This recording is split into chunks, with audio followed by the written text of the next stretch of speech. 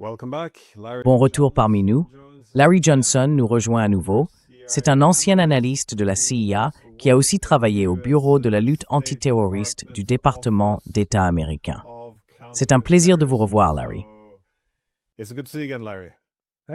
Merci, Glenn. Je suis contente de voir que vous restez très occupé. On ne l'est pas tous. Moi, j'essaye de l'être.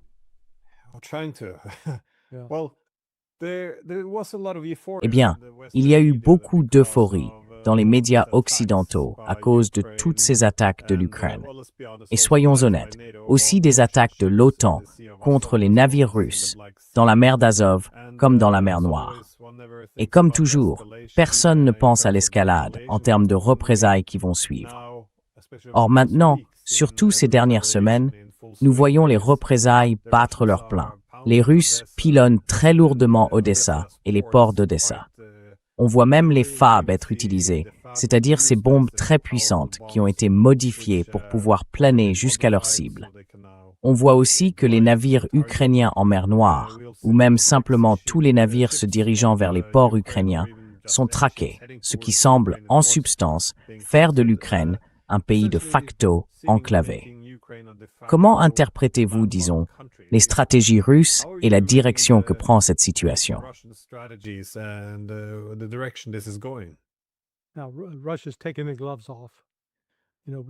Maintenant, la Russie ne fait plus dans la demi-mesure.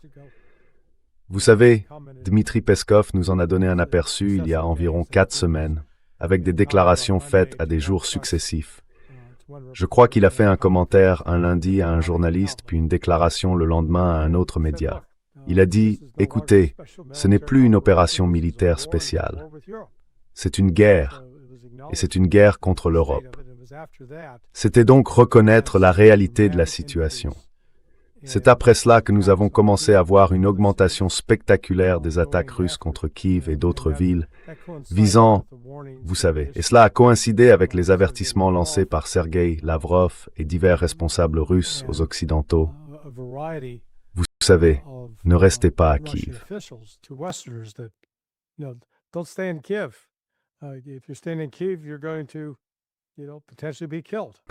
Si vous restez à Kiev, vous risquez, vous savez, d'être tué. Partez, sinon vous assumez tous les risques. Ils ont donc commencé par ça. Et puis ce qui était remarquable, c'est que pendant plus de 4 ans, la Russie n'avait fait aucune tentative pour fermer Odessa.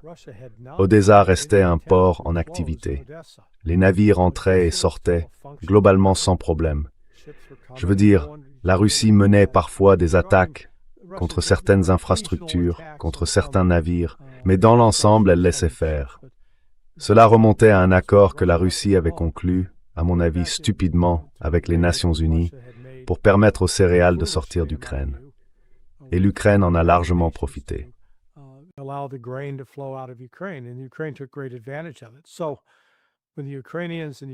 Alors, quand les Ukrainiens et les Européens se sont dit « Oh, voyons si on peut détruire la marine russe dans la mer d'Azov ou tenter de neutraliser des navires russes en mer Noire », la Russie a dit « D'accord, ça suffit ».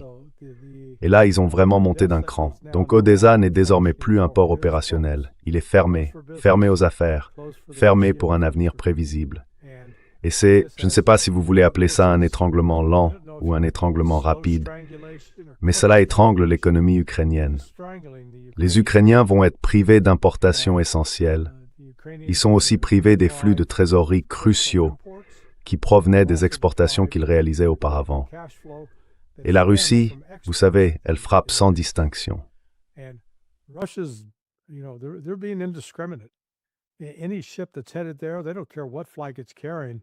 Tout navire qui se dirige là-bas, peu importe le pavillon qu'il arbore, il le coule. Et le message est passé. Maersk, qui est l'une des plus grandes compagnies maritimes internationales, a essentiellement dit « D'accord, on s'en va, c'est terminé. Nous ne retournerons pas à Odessa ni d'ailleurs à Mykolaïv. » Donc cela a vraiment ajouté une toute nouvelle dimension à cette guerre. Et vous savez, outre la destruction d'importantes installations de production militaire à Kiev, et maintenant la fermeture d'Odessa, on observe parallèlement une accélération significative des avancées au sol tout le long de la ligne de contact dans l'est de l'Ukraine. Les Russes, je pense, avance beaucoup plus vite maintenant et remporte bien davantage de succès que ne l'avaient prédit de nombreux analystes, surtout en Occident. Je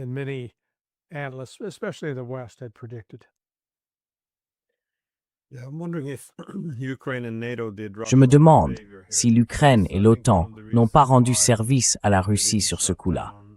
Parce que je pense que l'une des raisons pour lesquelles la Russie n'avait pas, jusqu'ici, bloqué le transport maritime ukrainien, c'est que d'une part, cela aurait impliqué de frapper des navires qui n'étaient même pas ukrainiens. Et d'autre part, cela aurait perturbé une grande partie du commerce avec les partenaires de la Russie dans le sud global. Donc encore une fois, la Russie a peut-être perdu les bonnes grâces de nombreux pays qui lui sont favorables. Mais maintenant, avec ces attaques contre des navires russes, soutenus par l'Ukraine et l'OTAN, même les partenaires les plus proches de la Russie, ainsi que tous ceux qui seraient touchés, pourraient comprendre sa réaction. Parce que peut faire la Russie? Rester là sans rien faire.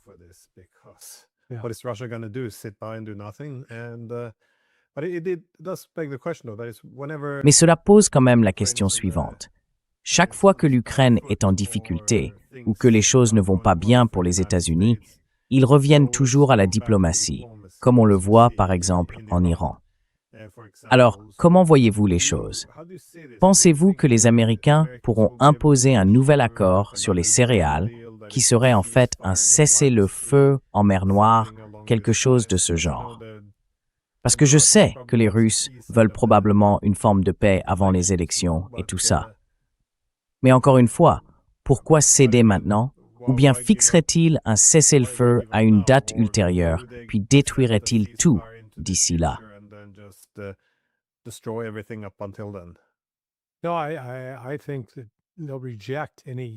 Non, je pense qu'ils rejetteront toute initiative américaine sur ce front. Ils considèrent les États-Unis, et Lavrov l'a répété à plusieurs reprises, comme incapables de respecter un accord. Et les États-Unis ont rompu, violé chacun des accords qu'ils ont conclus, y compris ceux conclus avec Poutine en Alaska l'année dernière. Il n'existe donc aucune base de confiance entre la Russie et l'Occident sur quelque sujet que ce soit. C'est le premier point. Deuxième point, à l'approche de l'élection, le sentiment de la population russe, d'après ce que j'ai pu comprendre, c'est que si tant est qu'il y en ait, ils vont punir tout responsable politique qui voudrait se montrer conciliant et plaider en faveur de négociations. Ils veulent se venger. Ils veulent détruire l'Ukraine, maintenant. Et sur le plan militaire, le plus vite sera le mieux.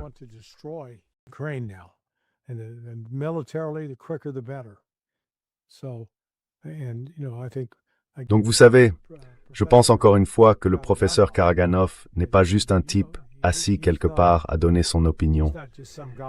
Je pense qu'il a une très bonne compréhension, en quelque sorte, des sentiments, des convictions et des aspirations du peuple russe. Et il est toujours à l'avant-garde pour exprimer, vous savez, qu'il faut aller dans cette direction. Et vous savez, il ne plaidait pas simplement pour une confrontation avec l'Europe. Il lit simplement les signes. C'est là que ça va. Et quiconque essaye de prendre ses distances avec ça et de faire comme si ce n'était pas la direction prise, ne lit pas correctement la salle, comme on dit chez les acteurs ou les humoristes. Il faut lire la salle, connaître son public, voir comment il réagit. Et le public russe veut que l'Ukraine soit démantelée afin qu'elle ne puisse plus faire de mal.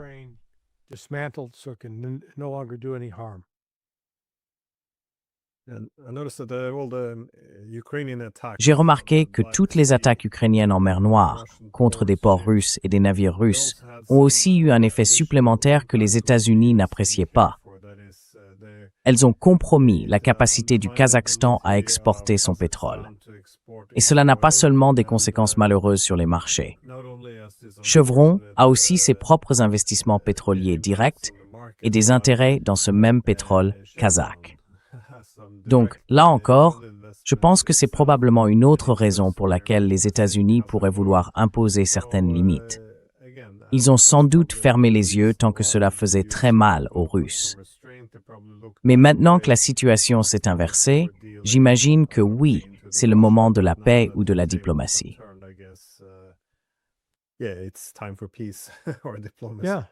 Oui, oui, oui. Je veux dire, c'était tout de même c'était un reproche assez sévère à Zelensky. Eh bien, on souligne souvent que la guerre en Ukraine et la guerre contre l'Iran sont pour l'essentiel deux fronts d'une même guerre plus vaste. On peut bien sûr y ajouter la guerre économique contre la Chine, avec pour objectif, évidemment, de rétablir cette primauté mondiale. Mais ces deux champs de bataille semblent désormais avoir encore davantage fusionné. On a vu l'Ukraine attaquer un navire iranien dans la mer Caspienne. Et d'après ce que je vois, le ministre iranien des Affaires étrangères avertit maintenant que l'Iran ripostera. Je crois qu'il a écrit sur les réseaux sociaux quelque chose du genre « Cela ne peut pas rester sans réponse ». Pensez-vous que les Iraniens pourraient aller de l'avant? Parce qu'on dirait que les Ukrainiens ne se soucieraient pas vraiment d'avoir un front de plus, j'imagine.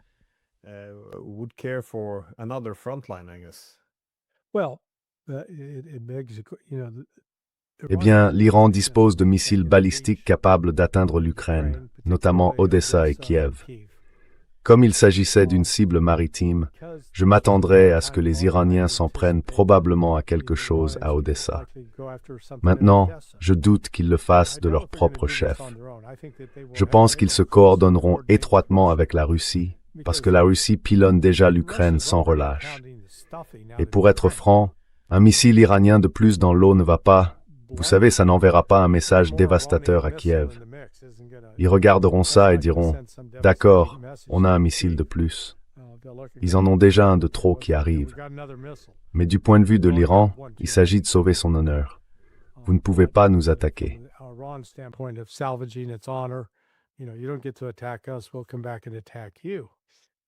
Nous reviendrons et nous vous attaquerons. Donc personnellement, je pense qu'il ferait mieux de garder leurs missiles pour les utiliser contre les États-Unis et Israël. C'est là que se situe la menace actuelle. Mais cela montre bien que toute cette affaire implique les deux théâtres. Or, je pense que l'une des raisons pour lesquelles Zelensky a lancé cette attaque ou a ordonné l'attaque contre le navire dans la Caspienne, c'était surtout d'essayer de gagner du crédit auprès de Trump. En gros, je suis avec vous dans votre combat contre ces Iraniens complètement fous. Nous sommes à vos côtés. Mais l'autre aspect, dans la façon dont les deux théâtres se sont rejoints, c'est que cela a révélé la faiblesse mondiale des États-Unis. Parce que Zelensky est là à réclamer davantage de missiles Patriot, des missiles PAC-3.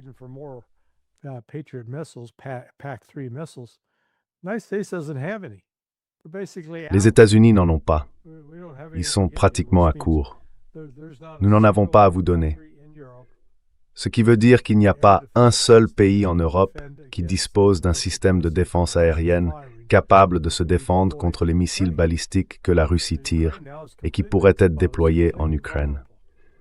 L'Ukraine est donc aujourd'hui complètement exposée, complètement vulnérable. Et je ne suis pas sûr que tous les alliés européens de l'OTAN aient pleinement pris la mesure de cette réalité. Mais les États-Unis sont à certains égards un tigre de papier. Sur le papier, ça avait l'air bien. Mais quand il s'agit réellement d'agir et de livrer, ils ont de vraies faiblesses qui ont été mises au jour au cours des 16 à 18 derniers mois, à la fois dans les combats contre les Houthis et lors de 2 confrontations militaires avec l'Iran.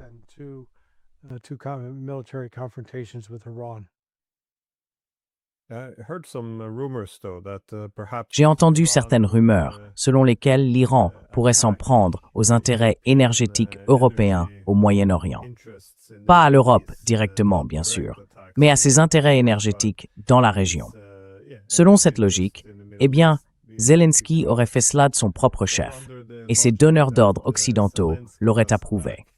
Là encore, je n'ai vu aucune vérification de cette information, sous quelque forme que ce soit. Vous savez quelque chose là-dessus? Vous en avez entendu parler? Et est-ce que cela vous semble probable?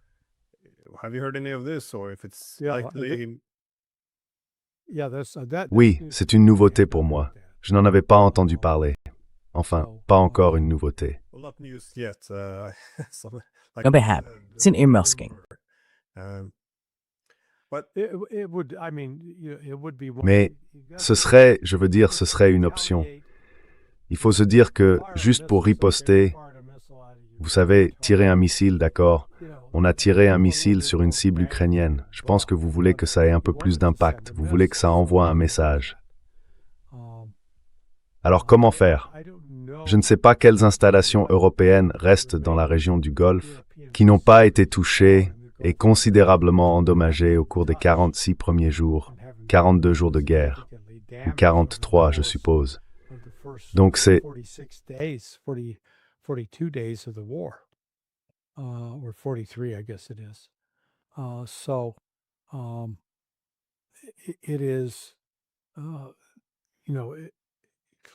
Vous savez, clairement, l'Iran veut envoyer un message, mais je n'en suis pas sûr. J'imagine que leurs planificateurs ont trouvé quelque chose. Mais à mon avis, ils pourraient s'en prendre à un navire. Cela pourrait être un navire européen qui essaye d'entrer à Odessa.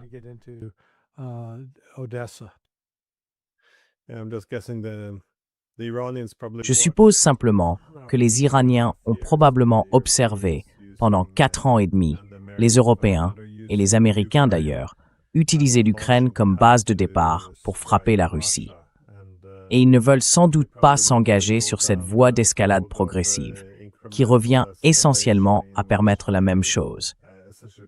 Et je pense que la Russie a toujours eu le même problème. Elle peut bombarder autant qu'elle veut en Ukraine. Ça n'a pas vraiment beaucoup d'importance pour les Européens et les Américains, tant que les représailles ne les visent pas eux.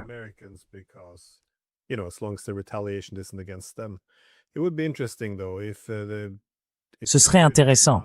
Cela dit, si les Britanniques, maintenant, ils semblent s'impliquer davantage en Iran, du moins c'est ce que laisse entendre le nouveau Premier ministre. Si les Russes, qui ne sont pas encore là, évidemment, fournissaient aux Iraniens des missiles à longue portée pour viser certaines cibles au Royaume-Uni, je suppose en représailles au Storm Shadow.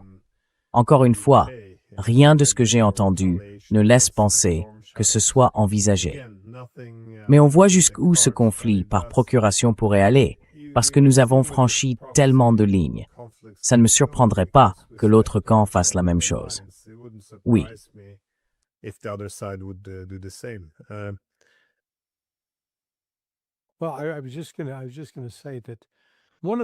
Eh bien, j'allais justement dire que l'un des facteurs limitants ici, et je ne pense pas qu'il ait été suffisamment pris en compte, c'est la pénurie mondiale de diesel et de carburant aviation. Elle est due à l'interruption des livraisons de pétrole en provenance du Golfe Persique.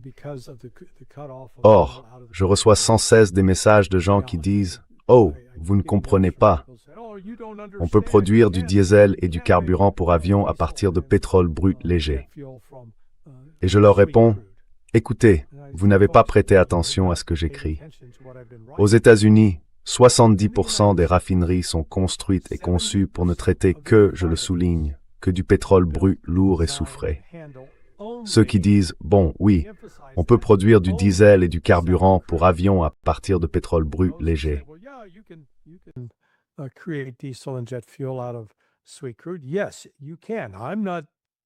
Oui, c'est possible. Je ne le nie pas du tout. Mais le problème auquel nous sommes confrontés, particulièrement aux États-Unis, c'est que pour produire le diesel et le carburant aviation dans les quantités dont les États-Unis ont besoin, il faut du pétrole brut sulfuré. Et ce pétrole brut sulfuré n'est plus disponible.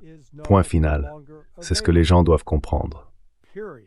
Les quantités disponibles ont diminué parce que les flux en provenance du Golfe Persique se sont arrêtés. Or, d'autres fournisseurs, comme le Canada, le Mexique et le Venezuela, ne peuvent pas simplement appuyer sur un bouton et dire « Ah oui, on va augmenter la production de 50 ou 100%. » Non, c'est pas comme ça que ça marche. Et ce n'est pas ce qui se passe.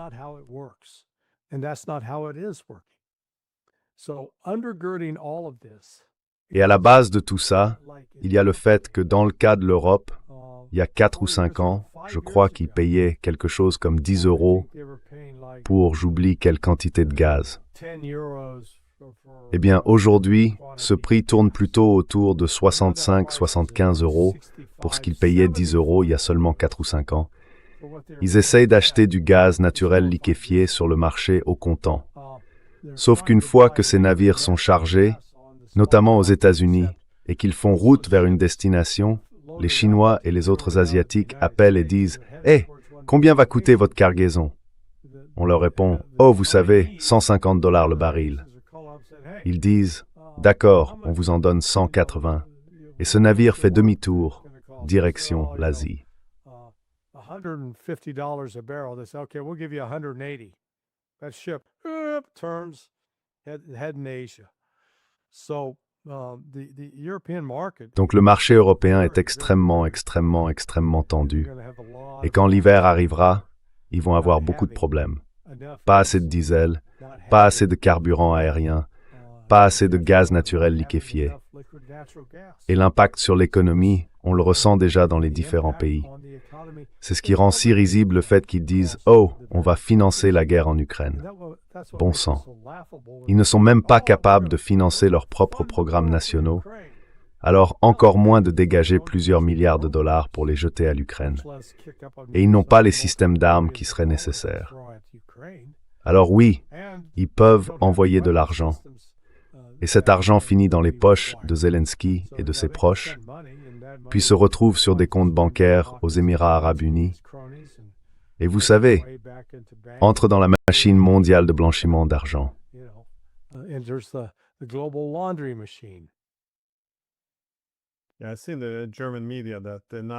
J'ai vu dans les médias allemands qu'ils payent désormais leur gaz 5 fois plus cher que ce qu'ils payaient à la Russie. Et bien sûr, ma première réaction, c'est de me dire qu'ils l'ont bien cherché. Je veux dire, les Allemands n'ont pas été très passifs dans cette affaire. Ils ont été très actifs, oui. Évidemment, l'attaque contre Nord Stream a probablement été menée par les États-Unis, mais ils ont veillé à détourner le regard et ont même essayé d'en rejeter la faute sur les Russes. Donc non, ils ne veulent pas se couper de l'énergie russe. Ce sont toujours eux qui ne veulent pas décrocher le téléphone pour rétablir les approvisionnements. Eux aussi alimentaient le conflit. Donc non, c'est étrange de voir un tel acte d'autodestruction. Je ne pensais pas que c'était possible.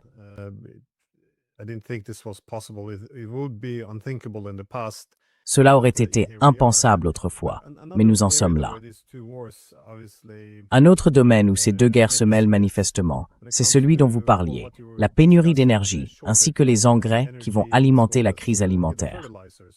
D'abord, les Européens et les États-Unis ont imposé un embargo à la Russie et aussi, en partie, à la Biélorussie. Puis cela s'est étendu au Golfe Persique. Et avec l'implication croissante du Yémen dans la guerre, désormais aussi, en conflit direct avec l'Arabie saoudite. On voit la mer Rouge se fermer elle aussi. Pas complètement, mais on dirait bien que c'est la direction que nous prenons. Combien de temps cela peut-il durer? Quels indicateurs regarderiez-vous pour évaluer à quel point ils sont désormais proches de précipiter l'économie mondiale dans le vide?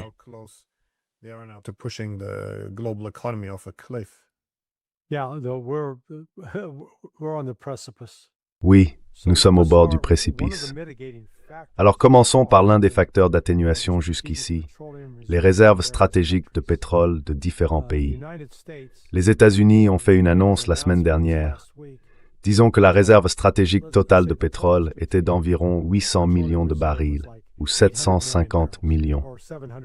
Mais sur cette quantité, on estimait qu'il fallait maintenir au minimum 140 millions de barils dans ces cavernes de sel.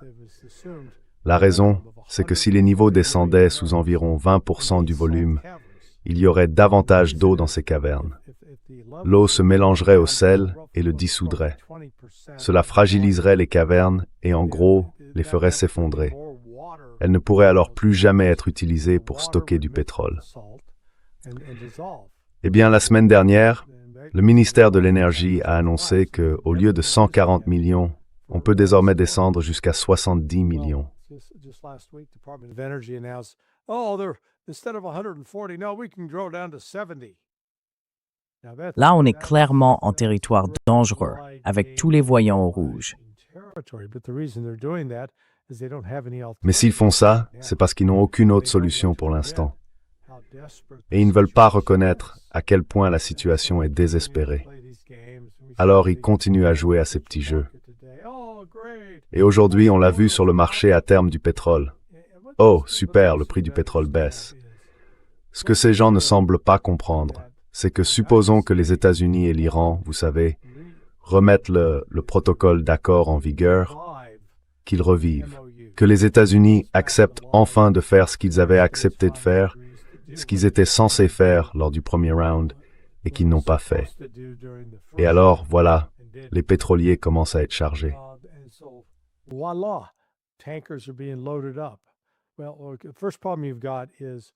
Eh bien, le premier problème, c'est qu'au Koweït, à Bahreïn, en Arabie Saoudite, au Qatar et dans une moindre mesure aux Émirats Arabes Unis, vous avez des réservoirs endommagés, des terminaux pétroliers endommagés.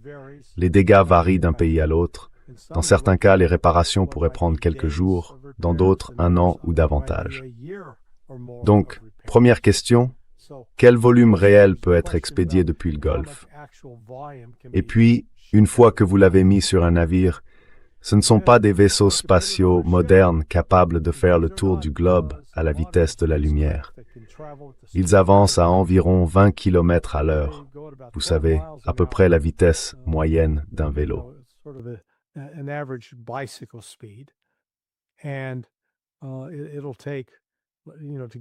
Et puis, vous savez, pour aller du golfe Persique aux États-Unis, il faut 40 à 45 jours. Rien que là, vous ajoutez au moins 1 mois. Donc même si tout fonctionnait parfaitement dès demain, on ne commencerait pas à avoir de véritables changements significatifs dans les approvisionnements, le stockage et le traitement avant peut-être la mi-septembre. Mais plus probablement, je pense qu'on envisage des retards qui pourraient durer jusqu'en décembre de cette année. Et à cela s'ajoutent les dégâts causés l'autre jour par les Houthis en Arabie Saoudite à la raffinerie pétrochimique de Jizan, la plus moderne au monde dans ce domaine. Elle brûlait toujours ce matin.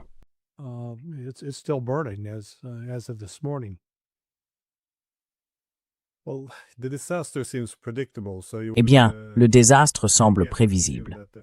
On pourrait donc, là encore, supposer que le premier réflexe serait de revenir à la diplomatie. D'abord, pour sauver l'économie mondiale, parce que, comme Trump l'a reconnu avant le protocole d'accord, elle était dans un très mauvais état. Il n'avait plus que quelques semaines d'accès à certains types de pétrole. Mais aussi, en Ukraine, il pourrait y avoir une impulsion en faveur de la diplomatie. Parce que, comme vous l'avez dit, les lignes de front, tout s'effondre très rapidement, surtout dans la région de Kharkov, ainsi que dans le Donbass. Je pense que les évolutions là-bas vont beaucoup plus vite que les gens ne l'avaient prévu, comme vous l'avez dit. Donc, vous savez, il y aurait aussi un intérêt pour une certaine forme de diplomatie.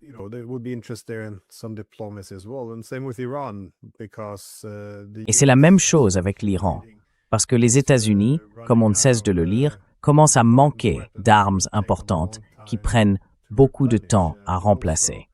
Et ils ont aussi découvert que, loin d'être épuisés, les Iraniens ont apparemment désormais des missiles qui vont plus vite et qui sont aussi plus meurtriers.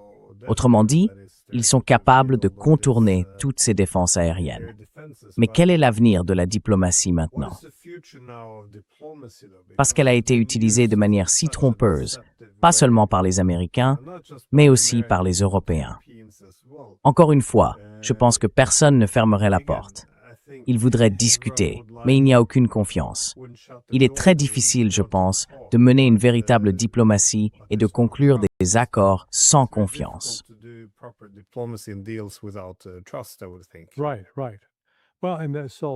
Oui, oui. Bon, commençons par la situation en Ukraine. Donc, les États-Unis ont lancé une campagne de bombardement de 13 jours, présentée au départ comme une tentative d'affaiblir la capacité de l'Iran à perturber la navigation dans le golfe Persique. Puis au tout dernier moment, Trump a dit « Non, non, non, nous essayons d'arrêter leur programme nucléaire ». Même lui n'arrivait donc pas à définir quel était l'objectif. Et il y a eu 3 tentatives différentes. La première est venue du Qatar, à l'insistance des États-Unis, pour approcher l'Iran et voir s'ils pouvaient relancer les discussions. L'Iran a dit non. Ensuite, il y a eu Islamabad, Sharif et Munir. Ils ont tenté de reprendre contact avec les Iraniens et les Iraniens leur ont répondu Non, nous ne sommes pas prêts à parler aux États-Unis. No, we're not ready to talk to the United States. Then this last week, what's his name? Puis, la semaine dernière, Azizi, je crois que c'est le nom du premier ministre irakien, est allé rencontrer Trump à Washington. Après cette visite, il s'est dépêché d'aller à Téhéran, s'est entretenu avec les Iraniens, et il est reparti les mains vides. Hier, Israël, de tous les pays, nous a donné un indice. Apparemment, les pourparlers, et Trump l'admet aujourd'hui, se font désormais par l'intermédiaire du Pakistan et du Qatar. Et lorsque Bibi Netanyahou a rapporté que Trump avait exigé, pas demandé, pas dit, est-ce que vous envisageriez, mais exigé qu'Israël retire ses troupes du Liban, de Gaza et de Cisjordanie. That Israel withdraw its troops from Lebanon, Gaza, the West Bank.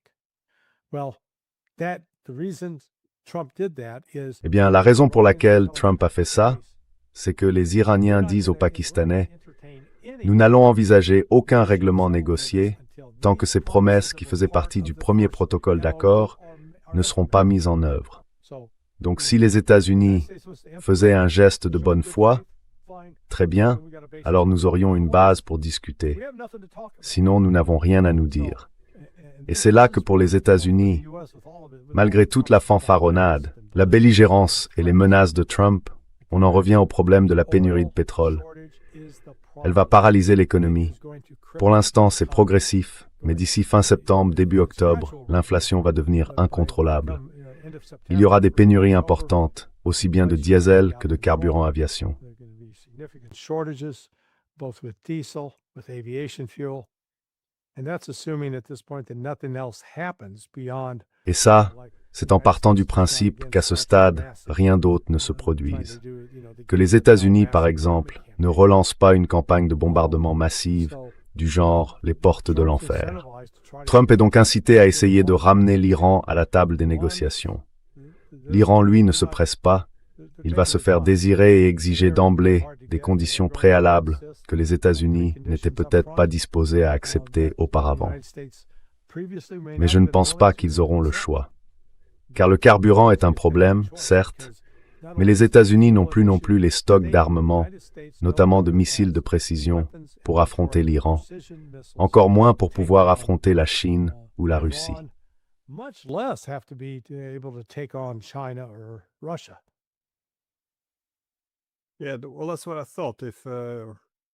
Oui, enfin, c'est ce que je pensais. Si les États-Unis veulent revenir à la diplomatie, ils pourraient faire un geste. C'est-à-dire, oui, quelque chose pour montrer leur bonne foi. Par exemple, obtenir qu'Israël se retire du Liban, ou débloquer certains avoirs iraniens. Juste pour montrer que ce n'est pas simplement une nouvelle manœuvre visant au fond à revenir à quelque chose qui ressemble au protocole d'accord. Je me demande aussi si quelque chose serait possible dans la guerre contre la Russie. Parce que lorsque les États-Unis, enfin l'administration Trump, sont revenus, Hegseth a d'emblée souligné que toute paix reposerait essentiellement sur 3 points. Pas d'OTAN, pas de garantie de sécurité, et l'Ukraine devrait accepter des concessions territoriales.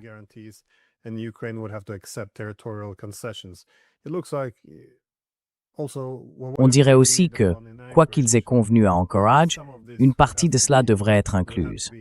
C'est étrange de voir que tout a été remis en question, surtout par les dirigeants européens. Ils parlent toujours de la voie vers l'adhésion à l'OTAN, qui ne peut pas être retirée. Dès que ce conflit sera terminé, ils feront partie de l'OTAN. On dirait que c'est quelque chose que les États-Unis pourraient retirer de la table. Mais encore une fois, je ne vois pas cela se produire. Je pense que Trump a adhéré à tout le discours selon lequel la tendance s'est inversée. Mais comment voyez-vous la possibilité de revenir à la diplomatie avec les Russes sur cette question? Ou pensez-vous qu'il n'y a pas encore d'intérêt à Washington?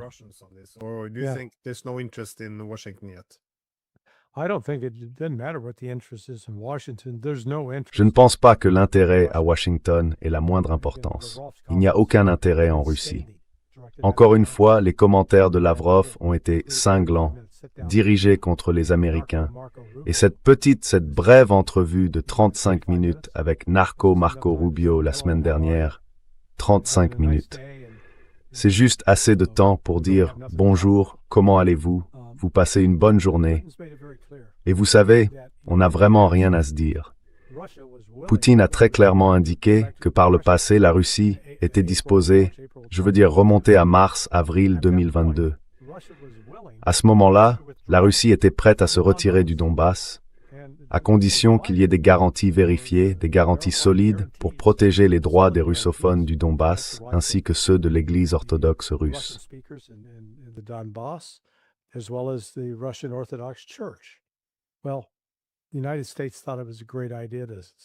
Eh bien, les États-Unis ont estimé que c'était une excellente idée de saboter cela, et ils l'ont fait avec l'aide de Boris Johnson. La Russie a donc réajusté ses exigences.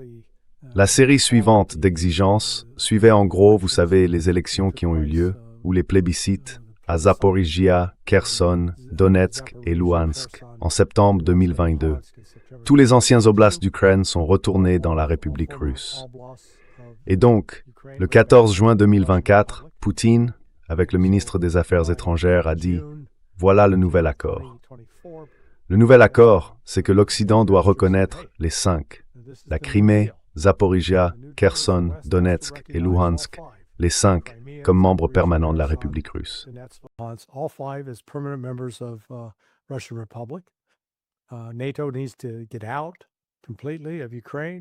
L'OTAN doit se retirer complètement d'Ukraine et ne plus avoir quoi que ce soit à voir avec elle. Et l'Ukraine doit organiser des élections. Il y avait d'autres exigences, mais c'était là l'essentiel.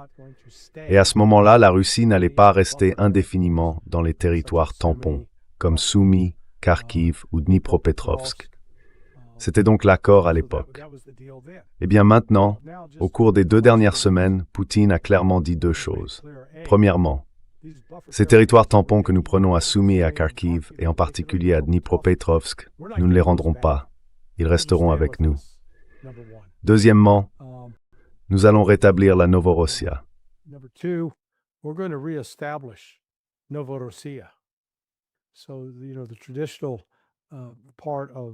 Donc vous savez, la partie traditionnelle de la Novorossia, celle qui existait au XIXe siècle, revient. Et cela signifie que la plus grande partie du territoire situé à l'est du Dniepr retournera à la Russie. Cela inclut aussi Odessa et Nikolaïev, et peut-être même Kiev. Les Russes ne veulent pas de l'Ukraine occidentale. C'est un casse-tête. Ils laisseront cet endroit s'effondrer sur lui-même. Ils laisseront les Polonais, les Hongrois et les Roumains se disputer les morceaux de viande restés sur le squelette. Mais les Russes ne sont pas d'humeur à faire des concessions. Ils n'en feront aucune à ce stade. La seule issue, c'est une capitulation sans condition de l'Ukraine.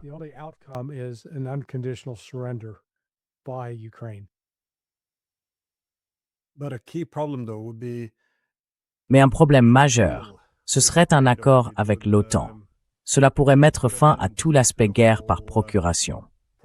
Parce que le problème essentiel, ce qui fait de l'Ukraine un relais si attractif pour l'OTAN, ce n'est pas seulement l'énorme quantité d'hommes qu'on peut enrôler de force dans l'armée et contraindre à combattre la Russie. C'est aussi l'immensité du territoire. Autrement dit, même si la Russie s'emparait de tous les territoires à l'est du Dniepr, y compris Nikolaïev et Odessa, il resterait tout de même une énorme portion de territoire que les pays de l'OTAN pourraient utiliser indéfiniment comme base de lancement pour des frappes contre la Russie. C'est un peu trop attractif pour que l'OTAN abandonne, je pense, l'idée qu'on peut combattre les Russes en toute impunité. Mais les Russes ne seraient-ils pas alors intéressés par une forme d'accord qui mettrait fin à cette guerre par procuration? Ou bien est-ce que le problème de confiance se pose à nouveau?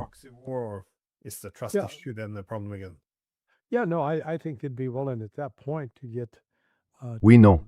Je pense qu'à ce stade, il serait prêt à conclure un accord avec les pays européens, selon lequel, premièrement, il quitterait l'OTAN, et deuxièmement, il cesserait de menacer la Russie. Et c'est là que je pense que cela pourrait effectivement être une stratégie viable. Certains diraient que non, tout simplement parce que la situation économique en Europe, telle qu'elle évolue, suit une trajectoire qui mène au mieux à une récession économique et très probablement à une dépression économique. Et c'est une catastrophe. Leurs industries sont en train d'être démantelées. Leurs coûts énergétiques montent à des niveaux astronomiques. Donc vous savez, ce n'est pas comme si l'Europe se trouvait dans une position financière solide. It's not like Europe's sitting in a strong position financially, and they're certainly not strong militarily. And Ils ne sont certainement pas forts sur le plan militaire. Et cela renvoie à un autre point soulevé par le professeur Karaganov, la nécessité de restaurer l'Europe. Enfin, de faire en sorte que l'Europe ait à nouveau peur de la Russie. Parce qu'en ce moment, l'Europe semble traiter la Russie comme si elle ne comptait pas, comme si elle pouvait lui faire tout ce qu'elle veut sans avoir à craindre de représailles ou de riposte. Et je pense que ce genre de comportement stupide va finir par leur retomber dessus. À un moment donné, la Russie sera poussée à frapper des cibles en Europe simplement à cause des actions irresponsables des dirigeants européens.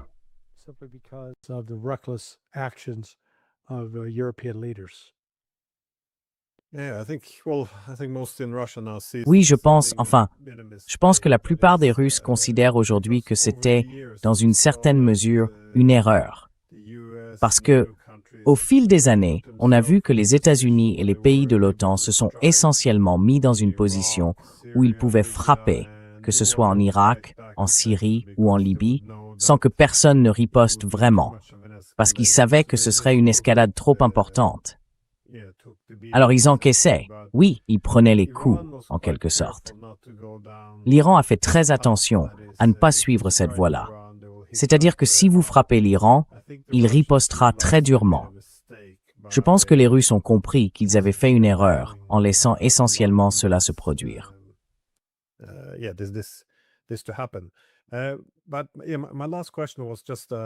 Mais ma dernière question portait simplement sur une autre chose qui, je suppose, rapproche ces guerres. L'utilisation par l'Amérique d'États de première ligne. Parce que la plupart des États de première ligne de l'Amérique ont bénéficié d'un accord assez avantageux, je pense surtout après la Seconde Guerre mondiale. Elle leur a accordé des accords commerciaux très généreux, notamment aux Européens. Elle veillait à ce que ces États de première ligne se développent mieux que, vous savez, les alternatives communistes, n'est-ce pas? Mais aujourd'hui, au Moyen-Orient, il est possible que de nombreux États du Golfe doivent procéder à certains ajustements après cette guerre, en reconnaissant qu'ils ont misé sur le mauvais cheval, ou à tout le moins en reconnaissant que la position de l'Iran s'est considérablement renforcée et que cela limite ce que les États-Unis peuvent faire.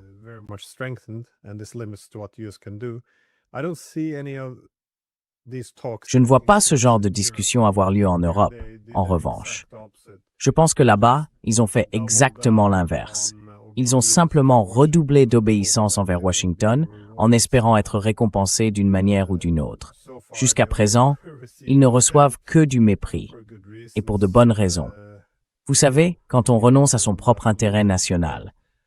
Mais comment voyez-vous les choses, notamment au Moyen-Orient? Quels États, selon vous, pourraient chercher à s'émanciper un peu? Non pas à s'éloigner de Washington, mais au moins à commencer à diversifier leurs relations, à prendre en compte les intérêts de sécurité de l'Iran, à se rapprocher un peu plus des Chinois, des Russes, des Indiens, peu importe. L'idée serait d'éviter une dépendance excessive envers les États-Unis qui, vous savez, leur mettent une cible dans le dos.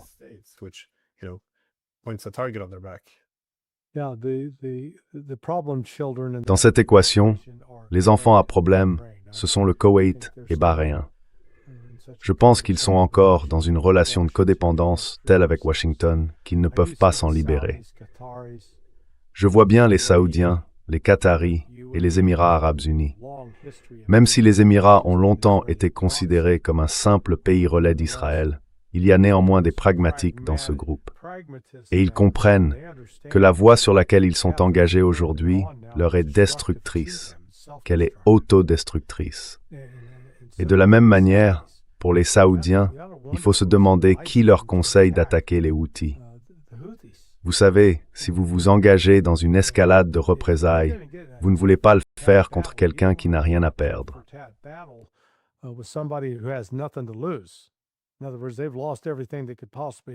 Autrement dit, ils ont perdu tout ce qu'ils pouvaient perdre. Maintenant, ils s'en moquent.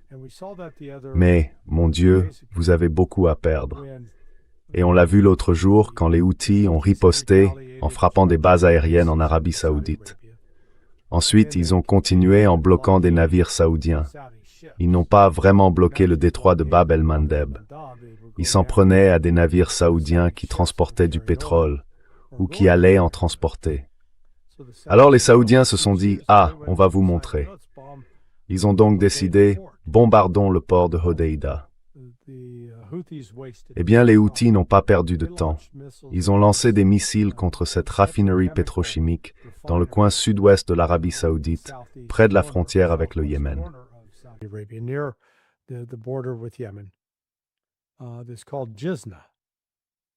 Ça s'appelle Jizan.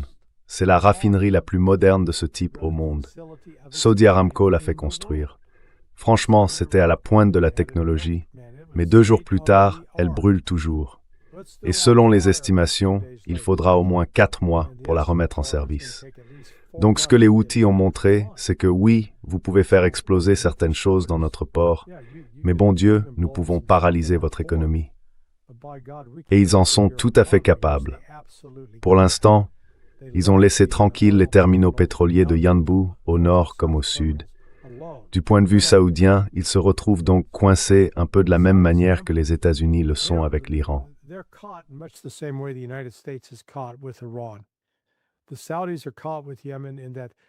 Les Saoudiens sont coincés avec le Yémen parce qu'ils n'ont pas vraiment de voie d'escalade claire dans laquelle ils puissent facilement l'emporter. Au contraire, s'ils essayent de l'emporter militairement, ils vont subir tant de frustrations, de dégâts, des dégâts énormes, potentiellement catastrophiques pour leur économie, que ça n'en vaut pas la peine. Donc s'ils raisonnent de façon rationnelle, ils vont être contraints de chercher un accord négocié avec les Houthis. Vous savez, ils accepteront d'envisager un accord négocié, mais ce sera davantage à leurs conditions. Ce blocus et cette hostilité venant des Saoudiens devront cesser. Le problème que rencontrent aujourd'hui tous les pays du Golfe, c'est qu'on leur avait promis la protection des États-Unis.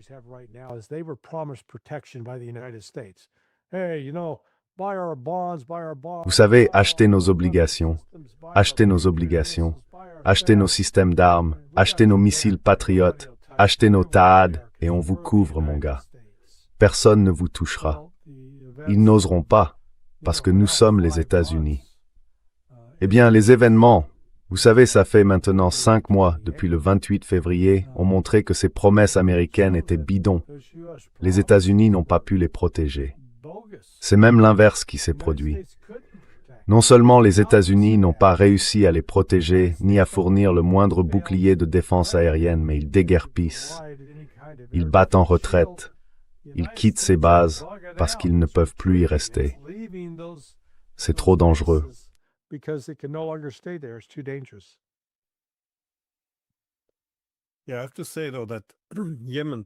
Oui, je dois dire que le Yémen a très bien joué le coup. Comme vous l'avez dit, ils n'ont pas seulement infligé d'énormes dommages à l'Arabie Saoudite. Le fait qu'ils aient aussi épargné les cibles les plus importantes montre qu'ils peuvent intensifier les choses, qu'ils peuvent faire bien plus de dégâts. Je pense que c'est très puissant, parce que les Saoudiens se retrouvent maintenant dans une position très délicate. Soit ils doivent simplement accepter tous les dégâts et se retirer, soit ils doivent agir en sachant que les Yéménites peuvent détruire ou paralyser leur économie. Donc oui, c'est étrange qu'ils se soient laissés entraîner dans cette guerre.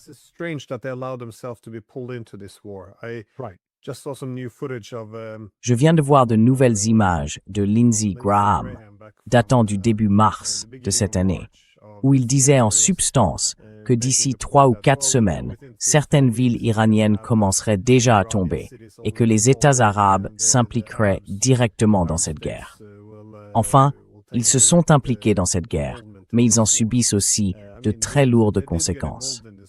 On pourrait penser que l'architecture de sécurité mise en place à l'époque où les États-Unis étaient l'unique superpuissance ne peut plus perdurer ainsi.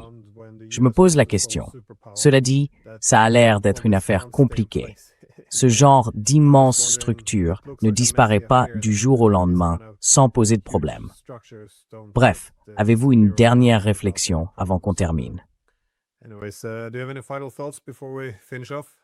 Yeah, so the negotiation process right now Oui. is, Donc le processus de négociation est en cours en ce moment. La Chine s'y investit fortement. Le Pakistan et le Qatar s'y sont également investis. Les États-Unis sont vraiment en coulisses, à dire « D'accord, il faut qu'on sorte de ça ». L'Iran attend son heure. Il insistera pour obtenir ce qu'il veut, sinon, cette guerre continuera. Cela leur convient tout à fait. On voit maintenant quelques navires supplémentaires sortir du côté iranien. Toujours rien ne passe par le canal d'Oman. Mais selon certaines informations, l'Iran a eu de bons échanges avec les Omanais et peut-être qu'ils sont enfin parvenus à un accord pour que le sultanat d'Oman coopère avec l'Iran. and maybe they finally reached an agreement that Oman will play ball with Iran. Yeah, it appears Oui, that il semble que ce soit la direction que ça prend. Je pense qu'Oman est probablement le pays le plus susceptible de travailler avec l'Iran, ce qui fonctionne plutôt bien, étant donné qu'ils se partagent le détroit d'Ormuz. Bref, Larry, c'est toujours un plaisir. Anyways, Larry, always a pleasure. Hey, Glenn. Merci beaucoup, Glenn, et nous avons hâte de vous retrouver bientôt. Being back with you again.